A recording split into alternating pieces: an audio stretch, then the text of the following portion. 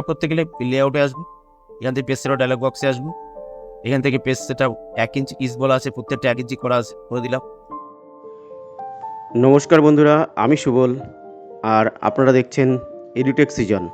এখানে আমরা নিয়মিত কম্পিউটার কোর্সের উপরে ট্রেনিং দিয়ে থাকি এবং সেই রিলেটেড ভিডিও আপলোড করে থাকি। চলুন শুরু করা যাক আজকের টপিক।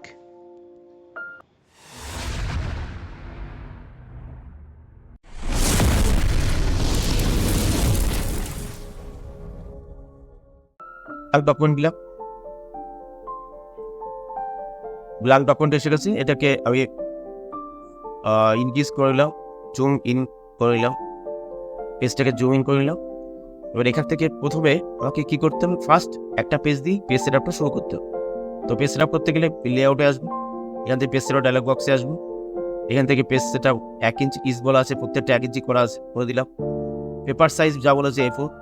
আচ্ছা, মার্জিন বলেছে তোমার পোর্টের করা আছে, আর গাটারটাকে 0.5 করতে বলছে, 0.5 করে দিলাম। আর কাটার পজিশন লেফট করা আছে, ওকে করে। এটা হচ্ছে ফার্স্ট একটা পেজ, তাই তো। এবার আমি পেজকে আরো বাড়াতে ক্লিক করবো, তখন কন্ট্রোল এন্টার দিয়ে আমি পেজটাকে কন্টিনিউ করে নিলাম। এই যে কন্ট্রোল আর এন্টার, 3 4 এই যে 5টা পেজ এসে ছেড়ে দিলাম, তাই তো। এবার বর্ডার দিতে গেলে কি করবো আমরা, বর্ডার দিতে গেলে তখন ডিজাইনে আসবো, তাই তো। ডিজাইন এসে এই যে পেজ ব্যাকগ্রাউন্ড অপশনে আসবো, গ্রুপের মধ্যে আসবো, তার মধ্যে পেজ বর্ডার। এখান থেকে যে কোনো একটা বর্ডার স্টাইল আমি সিলেক্ট করে নিচ্ছি। তুমি লাইন দিতে পারো, এই যে এইগুলো, এই লাইন দিতে পারো।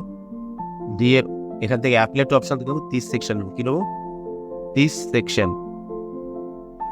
সেকশন দিয়ে ওকে বললে কি হবে, যে কটা পেজ তোমার এখানে আছে শুধু সেই কটা পেজেই তোমার বর্ডার চলে আসবে। এবার 6 নম্বর পেজ আনতে গেলে তখন কি করবো আমরা, আবার লেআউটে এসে গিয়ে ব্রেক করবো। এখান থেকে কি করবো, একটা লাস্ট পেজে কার্সারটাকে রাখতে হবে, রেখে ব্রেক নেক্সট পেজ, ব্রেক শেষে এখানে নেক্সট পেজে ক্লিক করতে হবে। দেখো 6 নম্বর পেজ চলে এসেছে। এখান থেকে পেজ সেটআপটাকে আলাদা করতে হবে, তার জন্য কোথায় আসবো, পেজ লেআউটে এসে পেজ সেটআপ ডায়লগ বক্সে আসবো।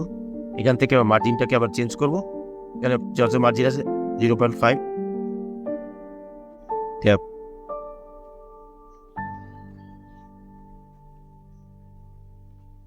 তাই তো। আর এই কাটার 0.5 বলেছে, দিলাম। পজিশনটাকে টপ বলেছে, টপ দিয়ে দিলাম। এখানে ল্যান্ড বলেছে, ল্যান্ড ক্লিক করলাম। পেপার বলছে A4 করা আছে, জাস্ট ওকে করে দিই।